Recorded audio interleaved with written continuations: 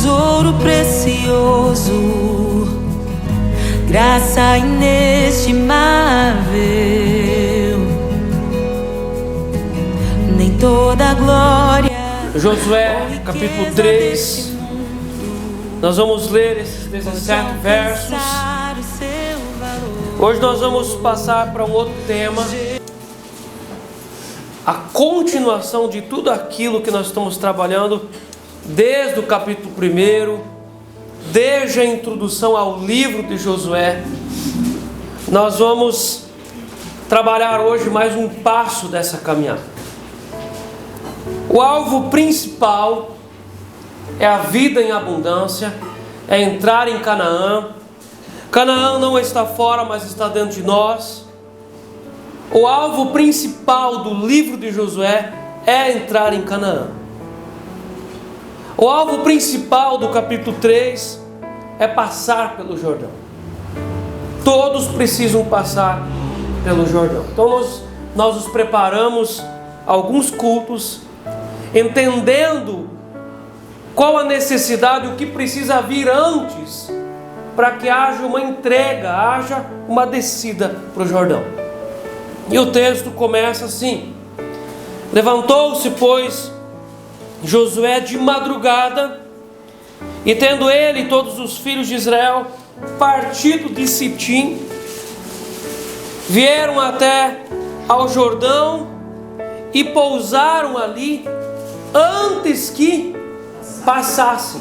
Antes deles passarem, eles pousaram no Rio Jordão. Sucedeu ao fim de 3 dias que os oficiais passaram pelo meio do arraial e ordenaram ao povo, dizendo: quando virdes a arca da aliança do Senhor vosso Deus, e que os levitas sacerdotes a levam, partireis vós também do vosso lugar e seguireis. Contudo, haja a distância de cerca de 2.000 côvados entre vós e ela. Não vos chegueis a ela, para que conheçais o caminho pelo qual haveis de ir, visto que por tal caminho nunca passastes antes. Disse Josué ao povo: santificai-vos, porque amanhã o Senhor fará maravilhas no meio de vós. E também falou aos sacerdotes, dizendo: levantai a arca da aliança e passai adiante do povo. Levantaram, pois, a arca da aliança e foram andando adiante do povo. Então disse o Senhor a Josué: hoje começarei a engrandecer-te perante os olhos de todo Israel, para que saibam que como fui com Moisés, assim serei contigo. Tu, pois, ordenarás aos sacerdotes que levam a arca da aliança, dizendo: ao chegardes à borda das águas do Jordão, parareis aí. Então disse Josué aos filhos de Israel: chegai-vos para cá e ouvi as palavras do Senhor vosso Deus. Disse mais Josué: nisto conhecereis que o Deus vivo está no meio de vós, e que de todo lançará de diante de vós os cananeus, os heteus, os heveus e os ferezeus, os girgazeus e os amoreus e os jebuseus. Eis que a arca da aliança do Senhor de toda a terra passa o Jordão diante de vós. Tomai, pois, agora 12 homens das tribos de Israel, um de cada tribo, porque há de acontecer que as plantas dos pés dos sacerdotes que levam a arca do Senhor, o Senhor de toda a terra, pousem nas águas do Jordão. Serão elas cortadas, a saber, as que vêm de cima, e se amontoarão. Tendo partido o povo das suas tendas para passar o Jordão, levando os sacerdotes a arca da aliança diante do povo, e quando os que levavam a arca chegaram até o Jordão, e os seus pés se molharam na borda das águas, porque o Jordão transbordava sobre todas as suas ribanceiras todos os dias da sega, pararam-se as águas que vinham de cima, Levantaram-se num montão muito longe da cidade de Adã, que fica ao lado de Sartã, e as que desciam ao mar de Arabá, que é o mar salgado, foram de todo cortadas. Então passou o povo de fronte de Jericó. Porém os sacerdotes que levavam a arca da aliança do Senhor pararam firmes no meio do Jordão, e todo Israel passou a pé enxuto, atravessando o Jordão. Meus irmãos, nós precisamos entender que todo esse estudo do capítulo 2 sobre Jericó expôs as nossas entranhas. Nós trabalhamos aqui desvendando, desnudando, tirando a capa das cadeias, dos cativeiros, dos sofismas, das filosofias que prendem as pessoas no deserto da vida. Todo o capítulo 2, em 3 cultos, nós falamos sobre a fortaleza de Jericó, que não está fora, mas está dentro das pessoas, que impede as pessoas de desfrutarem uma vida com Cristo verdadeira. A pessoa que tem uma fortaleza de Jericó dentro da sua vida, ela não vive um cristianismo verdadeiro, ela vive uma religiosidade, uma falsidade, uma maquiagem de cristianismo.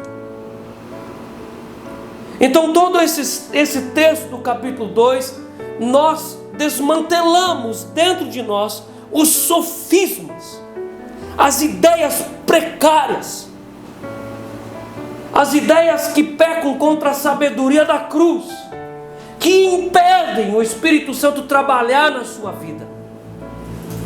Então o fato de alguém ser da igreja há muitos anos não significa que ele tem vida em abundância. Às vezes a pessoa é da igreja por muitos e muitos anos, mas ela nunca saiu do deserto. O tema principal em torno do capítulo 3 é a travessia do Jordão. E nós vamos dar um título para esse texto, todo esse capítulo 3. Eu não sei quantas aulas nós vamos permanecer aqui dentro do Jordão. O capítulo 2 nós permanecemos na casa de Raabe, 3 cultos. E aqui no capítulo 3 nós vamos permanecer no fundo do Jordão. Eu não sei quantos cultos, mas nós precisamos passar tempo nesse lugar. E eu quero convidar você a você não apenas ser alguém que assiste essa pregação, mas eu desejo que você venha a esses cultos como alguém que vem viver esse negócio. Aquilo que Deus está derramando aqui nessa igreja, falando aqui, eu quero que você viva isso, que você participe do que Deus está fazendo nessa casa. Então o nosso título é o batismo de arrependimento, que não é com água, não é com águas salgadas do Mar Vermelho, não é com água doce do Jordão, mas é um batismo de arrependimento. E na aula de hoje nós vamos trabalhar apenas o verso 1 e o 2, e depois nós vamos dar continuidade. Essa travessia, atravessar o Jordão, carrega espiritualmente o significado de mudança, rompimento com um obstáculo. Eu quero que você perceba que a muralha, a fortaleza de Jericó ainda está em pé. Ela será derrubada, implodida apenas no capítulo 6. Só depois que o povo passou pelo Jordão, ela foi derrubada. Só depois que o povo passou pelo Jordão, ela foi vencida. O Jordão reforça esse conceito de arrependimento por ter sido o local de 3 principais histórias da Bíblia. A primeira história é a escola de profeta de Elias. Então o ministério de Elias é o ministério de colocar as coisas no lugar. O ministério de Elias é o ministério de desmantelar a idolatria de Israel, de matar profeta de Baal, de desmascarar Satanás e as suas mentiras. O ministério de Elias é um ministério de ensino. Então fala de ensino, fala de assentar-se a um lugar de meditar. A escola de profeta de Elias, que depois Eliseu herdou, e ela ficava lá junto nesse lugar do Jordão. Em segundo lugar, o Jordão foi palco do ministério profético de João Batista, e o principal tema de João Batista era arrependimento, mudança de vida. Mateus capítulo 3, verso 2, João Batista pregava: arrependei-vos, porque está próximo o reino dos céus. Mateus capítulo 3, verso 6, e eram por ele batizados no rio Jordão, confessando os seus pecados. Confessando os seus pecados. O Jordão foi também o local onde Jesus foi batizado e deu início ao seu ministério, marcando a abertura do céu. E não há registro de que o céu tenha sido fechado, ele está aberto. Então o Jordão marca, só até aqui marca 3 histórias: a história de Elias, a história de João Batista e depois a história do batismo de Jesus e a abertura do céu. Em Mateus 3, verso 16, batizado Jesus, saiu logo da água, e eis que abriram-se os céus, e viu o Espírito de Deus descendo como pomba vindo sobre ele. O Jordão é um lugar muito importante na Bíblia. Nós vamos ver muitas vezes o texto do Evangelho dizendo: e Jesus, atravessando o Jordão, passou para os lados de outro lugar, para a Judeia ou para a Galileia. A travessia do Jordão pode ser espiritualmente interpretada na palavra arrependimento. E nós precisamos aprender a entender o que é arrependimento. O lastro de crédito bíblico, todo ele está fixado em cima de arrependimento. Mudança de vida fala do quê? Arrependimento. Um novo caminho fala de arrependimento. Começar de novo fala de arrependimento. Quando nós conversamos, nós trabalhamos entre casais para que as coisas sejam pacificadas em casa, só acontece isso se tiver arrependimento de ambas as partes. Todo esse texto, capítulo 3, nós vamos falar profundamente sobre arrependimento. Ou melhor ainda, no termo batismo do arrependimento, ele comunica fundamentalmente a ideia de que o arrependimento, conceitualmente falando, nunca é parcial. Um arrependimento nunca é parcial. Ou ele é arrependimento pleno, ou ele não é arrependimento. Ou é arrependimento, ou não é. Arrependimento não é remorso. O que muitas vezes as pessoas sentem diante de uma perca, o que as pessoas às vezes sentem diante de serem tiradas de um lugar, o que muitas vezes as pessoas sentem quando são diagnosticadas por uma doença vinda de um vício, não é arrependimento, é remorso. Remorso é uma dor interior muito parecida com a dor do arrependimento. É uma dor interior de lamentação por ter perdido algo, por ter cometido um erro. A pessoa lamenta a perda, mas não abandona a atitude errada. Não é arrependimento, é remorso. Você imagina alguém que é diagnosticado com câncer no fígado, por ter passado uma vida toda no vício do alcoolismo, e essa pessoa senta e ela chora de dor por ela ter perdido o fígado, mas ela não chora por arrependimento do que ela pecou para chegar lá. É remorso. Entre arrependimento e remorso, a diferença está no final das coisas. O arrependido muda de atitude. O remorso chora apenas por aquilo que ele perdeu.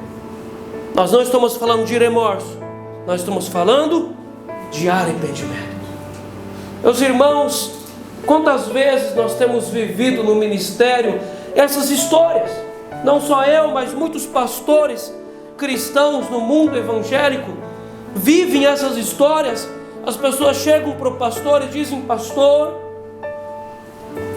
na igreja o meu marido é um homem exemplar, mas eu queria que fosse ver lá em casa como é que são as coisas. É um demônio. Quantas vezes isso também acontece? O marido procura o pastor dizendo: pastor, a minha esposa lá na igreja, no ministério, diante do ministério das mulheres, lá diante do que ela lidera, ela é uma mulher exemplar, mas lá em casa ela é uma demônio.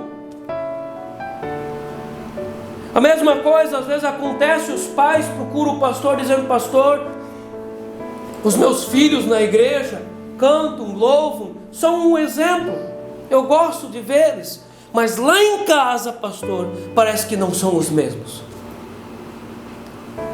Isso é a síndrome da religiosidade sem arrependimento. O verdadeiro e profundo arrependimento traz uma mudança de vida tão profunda e tão marcante na nossa vida, que nós nunca mais voltamos para o mesmo caminho, nunca mais. Quando nós nos arrependemos de verdade de alguma coisa, nós voltamos para casa do culto tão marcados, mas tão destruídos naquela área, que nós tomamos uma decisão interna: nunca mais eu vou fazer tal coisa. Esse é o verdadeiro arrependimento. Quando o Espírito Santo fala com você, e você ouve aquilo, e você assimila, você gruda, você velcra isso na sua alma, e você diz: eu entendi, não precisa falar outra vez. A palavra bíblica mais apropriada para explicar a dinâmica de uma vida transformada, o arrependimento no grego a palavra arrependimento é metanoia. Pode passar mais um. A palavra metanoia, ela é junção de duas palavras: meta mais noia. Meta é mudança e noia é mente. Metanoia significa mudança de mentalidade, mudança de pensamento. Lembra que nós pegamos aqui muitas vezes o texto lá de 2 Coríntios 10, do verso 4 ao 6, para falar que os sofismas estão na mente humana. Na mente humana que estão os cárceres da alma, na mente humana está o prostíbulo da alma. Então a mente precisa ser mudada, e eu preciso me deixar isso acontecer, eu preciso permitir isso acontecer, eu preciso me esforçar para isso acontecer. Meus irmãos, eu não posso ficar vindo aqui no culto durante muitos e muitos anos e voltar para minha casa e eu não ter mudança de mente, gente. Eu preciso deixar Deus mudar a minha mente. Eu preciso ter esse momento de reflexão e entender o que eu preciso mudar interiormente. Arrependimento, metanoia, é uma mudança de mente, abandono da arrogância. Meus irmãos, quantas vezes nós temos encontrado pessoas arrogantes, que arrogam para si uma inteligência, uma ideia, que arrogam para si um entendimento falso sobre as coisas.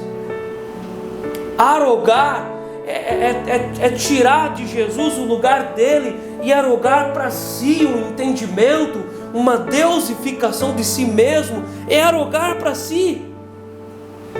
Quantas vezes nós temos encontrado pessoas no meio evangélico, no meio da igreja, arrogantes, ignorantes.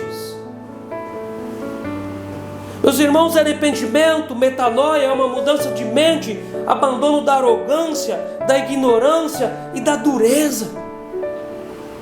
Até a semana passada, quando eu falava sobre ignorância, eu falava que existem dois tipos de ignorante. Mas de quinta-feira para sexta, eu entendi que existe três tipos de ignorante. Existe o primeiro tipo de ignorante, aquele que não sabe das coisas, nunca alguém explicou para ele. Nunca alguém falou, nunca alguém explicou que aquilo é pecado, que aquilo é errado, que aquilo é problemático, ele de fato ele não sabe a diferença da salvação e da condenação. Ele é um ignorante. O segundo tipo de ignorância é aquele que sabe, mas não muda. Ele sabe e ele ignora o conhecimento que Deus deu para ele. Ele ignora, ele vive como se ele não soubesse, pecando contra a própria consciência. O terceiro tipo de ignorante é aquele que diz: eu não quero saber. Eu não quero saber. Ele ignora que existe conhecimento. Ignorante. Aquela pessoa que, ouvindo Satanás, ela diz: então, se nós somos julgados pelo que nós sabemos, é melhor eu não saber, porque aí o julgamento será menos sobre mim. Olha que ideia. Existe desse tipo de gente. Eu já conversei com pessoas que me disseram: olha, se nós somos condenados ou salvos pelo que nós sabemos, eu prefiro então não saber, não ir na igreja, porque daí a condenação será menor. Quanto menos eu sei, menos será me cobrado. Assinado embaixo, Satanás. Olha a ignorância. Eu quero ler de novo essa frase que eu anotei aqui. Arrependimento, a metanoia, é uma mudança de mente, abandono da arrogância, da ignorância e da dureza. Metanoia é uma mudança de mente que leva a pessoa a uma perspectiva sobrenatural. A pessoa vive só no natural, só na terra, só na coisa aqui. E a mudança de mente leva a pessoa para uma perspectiva sobrenatural. A pessoa começa a entender maldição e bênção. A pessoa começa a olhar para a vida dela e diz: olha, essa doença, esse problema financeiro, essa dificuldade de casamento, pode ser que tenha a ver com várias gerações antes de mim. A pessoa começa a ter uma perspectiva sobrenatural da vida. Ela não é mais um ser irracional como um animal, mas uma racionalidade cristã, uma racionalidade espiritual, uma perspectiva sobrenatural, e fazendo desse princípio um requisito essencial para a destruição da fortaleza interna. Se derrubou a ignorância, se derrubou aqui a arrogância e a dureza, essa fortaleza ela já fica bem mole. Você empurra ela mais um pouco, ela cai. Mas a ignorância, a dureza, a arrogância são a pedra fundamental dessa muralha. A travessia do Jordão fala de mudança, gente. Fala de transformação de mente, de superação de vida. Atravessar o Jordão fala de renúncias marcantes. Sabe aquela renúncia que você faz no culto, no meio do louvor, o Espírito Santo vem sobre você, você entende aquele negócio e você renuncia na sua alma. Aquela renúncia você leva para sua casa e aquela renúncia é marcante. Você entendeu que aquele negócio é uma pedra fundamental da fortaleza interna. Você faz uma renúncia marcante na sua vida. Nunca mais você é a mesma. Renúncias marcantes, posicionamentos inegociáveis. A pessoa se posiciona, ela diz: nunca mais vou comer o pão da preguiça. Um posicionamento.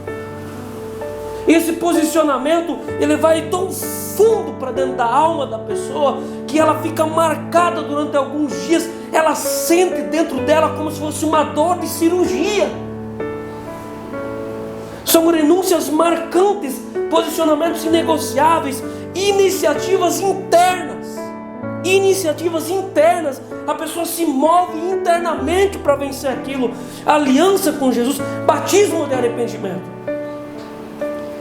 E dentro desse assunto, batismo de arrependimento, também está implícito no conceito de batismo uma profunda experiência de morte e ressurreição.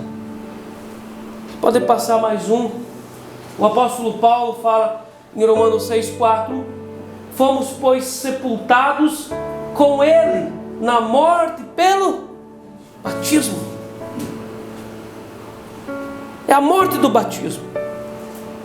Então nós sempre vamos chegar na gênese da coisa, na raiz de tudo, e entender que Deus matou Adão para tirar de Adão a Eva.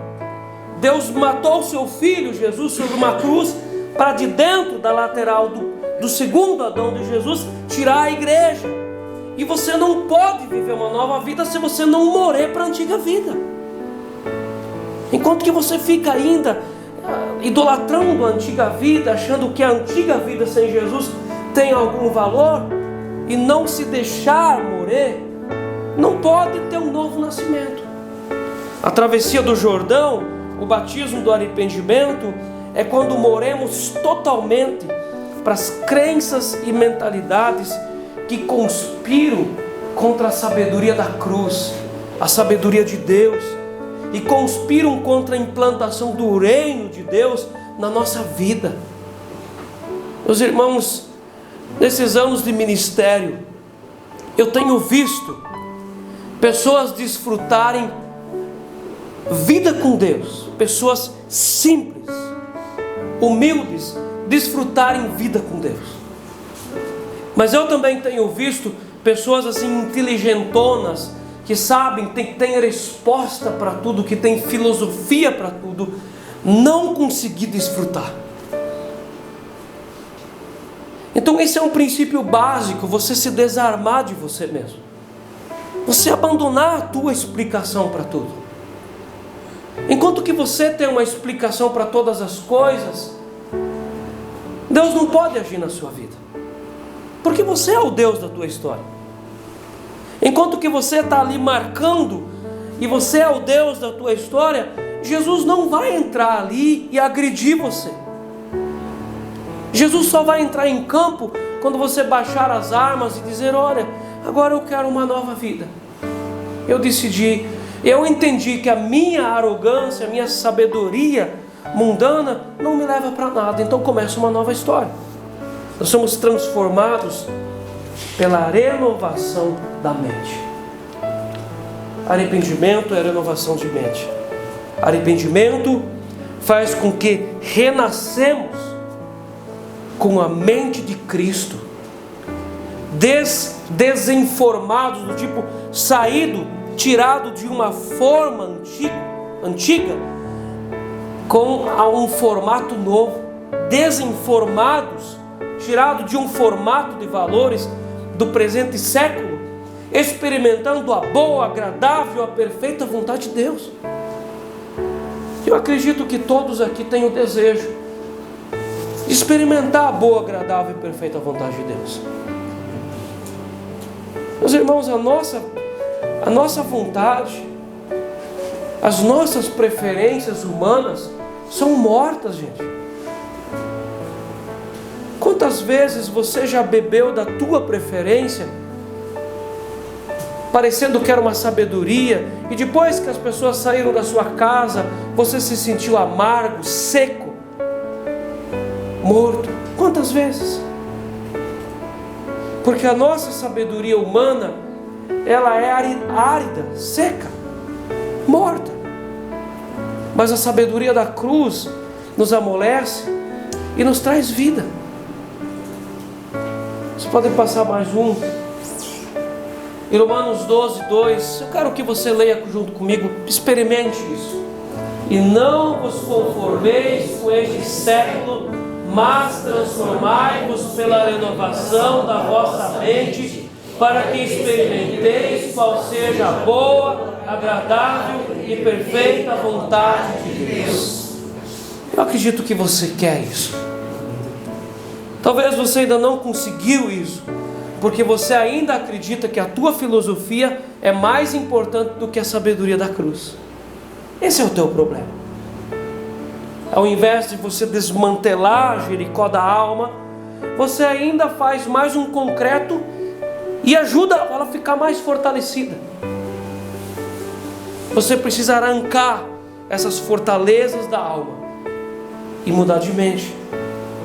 Essa memorável travessia alegórica do povo atravessando o Jordão, nessa alegoria nós trazemos isso para a nossa vida.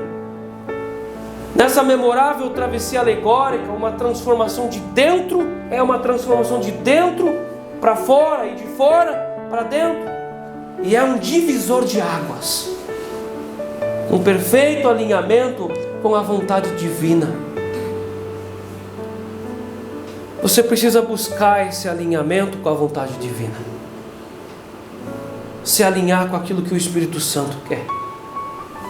O Jordão do arrependimento faz a separação sobrenatural entre o deserto e a terra de Canaã. O Jordão faz essa divisa, gente. Essa separação entre o deserto e Canaã. Sitim é uma cidade moabita. Os moabitas nasceram de incesto, adultério, prostituição. Então eles estão acampados aonde? Em Sitim. A descendência de Ló. É um dos lugares mais baixos do mundo, Sitim. Então, tanto a mulher dentro do muro, a Raabe, quanto o povo de Deus, espiritualmente eles estão no mesmo lugar. No lugar da prostituição, no lugar da mistura. E é necessário sair do lugar da mistura e passar pelo Jordão para entrar na terra limpa, na terra de Canaã. Então o Jordão do arrependimento faz a separação entre o deserto e a terra de Canaã. Separa uma vida espiritual infantil e medíocre. Sabe aquele crente infantil e medíocre? Que a única coisa que ele sabe a vida toda é o Salmo 23:1, o Senhor é meu pastor, nada me faltará. É só isso que ele sabe. Infantil. Às vezes uma pessoa, uma criança do culto infantil de uma igreja é mais madura do que aquele cara de 300 anos que bate no peito dizendo: eu construí tudo isso aqui. Então o arrependimento, passagem pelo Jordão, separa uma vida espiritual infantil e medíocre da sequidão do deserto. A pessoa vive numa sequidão de uma vida adulta e abundante, de conquistas em Canaã, uma boa terra, um coração fértil, um ventre frutífero, onde a palavra de Deus é semeada e as promessas se cumprem. O deserto é onde a semente morre, Canaã é onde a promessa se cumpre. Talvez é por isso que a palavra de Deus nunca cresce no teu coração. Você recebe palavra no culto, recebe no estudo bíblico, e você vai para casa matar a palavra. Enforca a palavra, mata. É um genocida da palavra. Porque a palavra que cai no deserto, a semente que cai no deserto não frutifica. A semente que cai na terra boa, na terra da promessa, essa se cumpre. Você está entendendo isso? Meus irmãos, quantas igrejas e quantos pastores sofrem anos e décadas e a coisa não anda, porque semeiam no deserto. Só que não tem como você entrar no coração de alguém e mudar as coisas se a pessoa não muda. Ela já está tão acostumada, ela acha que o deserto é bom. O deserto é o lugar de morte. O deserto é o lugar de caveira. O deserto é o lugar onde você morre aos poucos e você não produz. O deserto é o lugar da onde as pessoas serão chamadas para diante de Jesus: apresente-me as tuas mãos, e elas não vão ter o que apresentar. Mas Canaã é a terra da promessa, aonde as promessas de Deus se cumprem. Quando nós olhamos de volta no primeiro verso e no verso 2, nós vamos ver aqui alguns princípios. Levantou-se, pois, Josué de madrugada. Isso aqui é um princípio bíblico. Sempre quando nós vamos ver os grandes homens de Deus lendo a Bíblia ou buscando a presença de Deus, a gente vai ver isso aqui de madrugada. Na primeira hora do dia, a primícia, a primeira dedicação. E tendo ele e todos os filhos de Israel partido de Sitim, eles partiram de Sitim, Meus irmãos, talvez você tenha saído do Egito, mas parou em Sitim. Você entendeu o que é Sitim? Sitim é o lugar moabita. Sitim é a descendência de Ló. Sitim não é mais o Egito. A pessoa sai do Egito, é batizado no Mar Vermelho, come do pãozinho do céu, toma da água da rocha e fica onde? Em Sitim. Aqui está bom. É necessário sair de Sitim.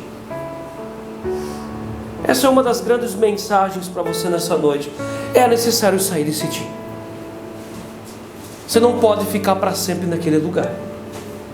Esse lugar é um lugar de passagem, de santificação, mas não é um lugar de colocar casa e permanecer.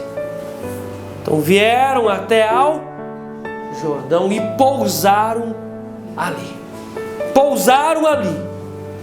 Antes que passassem, pousaram ali. No verso 2, sucedeu ao fim de 3 dias, eles pousaram no Jordão 3 dias. Você pode falar junto comigo assim? E pousaram no Jordão 3 dias. 3 dias. O Vale do Jordão fala do lugar da humilhação. O Vale do Jordão é um dos lugares mais fundos do mundo. O único lugar que é mais fundo é o Mar Morto. A única coisa que é mais profunda do que um verdadeiro arrependimento é a morte. O Jordão fala de uma profundidade em si, de uma coisa verdadeira mesmo. O povo se desloca então de Sitim, no território de Moabita, para o Vale do Jordão, e cuja altitude é negativa, e em torno de 400 metros abaixo do nível do mar. Quem estava no estudo bíblico, na quarta-feira nós falamos sobre Jericó. Jericó é a cidade mais funda do mundo, entre 276 metros e 250 metros abaixo do nível do mar. É a cidade mais funda do mundo, é Jericó. Depois de Jericó vem o Vale do Jordão, que é 400 metros abaixo do nível do mar. E mais fundo que o Jordão é o Mar Morto, que fica a 480 metros para baixo do nível do mar. É negativo, é abaixo do nível do mar. Então, mais profundo do que um verdadeiro arrependimento é a morte. Então, muitas vezes as pessoas, quando elas estão no vale da morte, elas estão no leito da morte, elas ainda passam antes por um arrependimento profundo e verdadeiro. Elas entram no céu cheirando a fumaça, mas conseguem entrar. Então elas partem para o Mar Morto, partem para a eternidade. Meus irmãos, o povo aqui desce de um lugar baixo, que é Sitim, para outro lugar mais baixo ainda. É necessário descer. Quem se arroga, quem se orgulha, não desce. É necessário se humilhar e se quebrantar. Quem vem ao culto resistindo, cascudo, não pode descer. Quem assiste uma pregação, por exemplo, aquela pregação da tarefa de ontem à noite da Tânia Teresa, assiste uma pregação dessa, resistente, eu não acredito assim, não vai descer. Não pode descer. Não tem como descer. Você só pode descer quando você deixa a palavra de Deus ter crédito na tua alma. Então você pode descer. Você já viu que os rios escolhem os caminhos dos vales? A água nunca mente. A água sempre vai dizer aonde é o ponto mais baixo da sua casa. Seu pedreiro fez lá uma atrapalhada na sua casa, e ele diz, não, esse piso está reto, eu tirei o nível. Joga um balde de água, a água não mente. A água sempre fala a verdade. E a água, os rios, sempre escolhem os vales. Meus irmãos, a água é como a vontade de Deus. O fluir de Deus sempre tem a ver com um estilo de vida de humildade e quebrantamento. Se quebranta, ouve, você tem o fluir de Deus na sua vida. Você se arroga, se orgulha, se endurece, não tem o fluir de Deus. Você anda no Vale do Jordão, quebrantado, humilhado, Deus flui na sua vida. Mas você arroga, você sobe na montanha, você não tem o fluir. Acabou você. E esse é o princípio espiritual do Jordão: descer. Vamos falar junto? Descer. Mais alto. Descer. O Jordão é o lugar espiritual mais baixo, de maior humilhação, que você pode chegar e você precisa chegar. Eu acredito que nessa semana Deus já trabalhou no teu coração acerca de coisas que você precisa descer. Que no lugar onde você escolheu estar, que você acha que é um lugar alto, um lugar seguro, é na verdade Torre de Babel. Torre de Babel, de plástico, de papel, já desmoronou e você ainda acha que você está no lugar alto. Desce desse muro, Raabe, e vai para o Vale do Jordão. É o seu lugar de encontro com você mesmo. Esse é o lugar de encontro com Deus, aonde o ativismo religioso não tem mais efeito, aonde você abre mão de todas as frases prontas e você realmente entra no lugar de verdade. A água não mente, os vales não mentem, aonde você não se esconde, você não maquia a sua vida. Não existe arrependimento e graça transformadora sem a mais profunda humilhação. A graça transformadora só pode agir na vida de uma pessoa que verdadeiramente se humilha, de verdade mesmo. No verso 2, nós montamos ali com o verso 1, o verso 2. Sucedeu ao fim de 3 dias que os oficiais passaram pelo meio do arraial. Quantos dias eles acamparam no Jordão? 3. Vamos falar de novo junto? Quantos? 3. 3 dias. É necessário demorar no lugar da humilhação e não sair dele rápido. É necessário ficar 3 dias naquele lugar. Uma vez eu aconselhei uma família com um problema bem gravíssimo mesmo, um pecado bem sério. Depois que nós oramos, os filhos já deram risada, já estavam rindo. Eu olhei para aquela cena e falei assim: meu Deus, não vai demorar, vai voltar aquele pecado. Não conseguiram ficar no Vale do Jordão nem 10 minutos. Tamanha superficialidade da pessoa. No culto, a pessoa, ela vai para o Vale do Jordão, ela entende que aquele negócio, aquela vida, aquela situação, aquela linha de pensamento, ela precisa se humilhar. Mas quando ela sai da porta da igreja, ela já volta para Sitim de novo. Sitim é o lugar da mistura. Sitim é o lugar do prostíbulo da alma. Sitim é o lugar do incesto das coisas. Ela já volta de volta lá. Ela não consegue ficar 10 minutos no lugar de arrependimento. Meus irmãos, quando nós nos arrependemos de algo, nós precisamos às vezes ficar 1 semana naquilo, 1 mês naquilo. Tem coisas que as pessoas se arrependem e elas deveriam ficar 1 mês de luto, 1 ano de luto. Tem coisas que conspiram contra Deus, que são uma provocação contra o céu, e não é justo se arrepender e logo estar feliz de volta. É necessário você permanecer 3 dias no Jordão. 3 dias fala de um tempo completo. Jonas passou 3 dias no ventre do grande peixe. Jesus passou 3 dias no ventre da terra.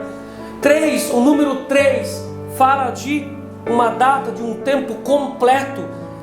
Enquanto que a ferida é limpa, é feita uma cirurgia, de limpeza, cicatriza e em 3 dias, de novo, cicatriza, cura e está de volta. Então, 3 dias fala de um tempo completo. Você precisa permanecer no lugar do arrependimento durante vários dias, se arrependendo daquilo e permanecendo ali. E é preciso acampar no estado de arrependimento, acampar naquela situação, ficar alguns dias ali, ficar às vezes 1, 2, 3 meses ali. Isso não significa que você precisa entrar no estado de depressão, não é isso, mas é no estado de depuração, de limpeza, de entrar ali e ficar ali, até que você tenha certeza que o trabalho do Espírito Santo foi completo. Porque se você sair antes daquele lugar, as raízes, a gênese daquele mal vão sobreviver e vão começar a crescer e produzir frutos de novo. Você precisa ficar naquele lugar da irradiação do Espírito Santo até que more todo o micro-organismo do pecado, lugar de arrependimento. E todo o povo precisou permanecer naquele lugar de humilhação para então fazer sacrificialmente a vontade de Deus, para então experimentar o poder de uma vida ressurreta. É um novo nascimento, é uma ressurreição, experimentar uma vida ressurreta. Talvez você já entendeu que talvez o teu coração é um coração duro para as coisas de Deus. Talvez você já entendeu que a tua cabeça, o teu cérebro não consegue entender as coisas de Deus. Talvez você já conseguiu entender que você precisa abandonar Jericó e caminhar em direção ao Jordão. Vou passar mais um.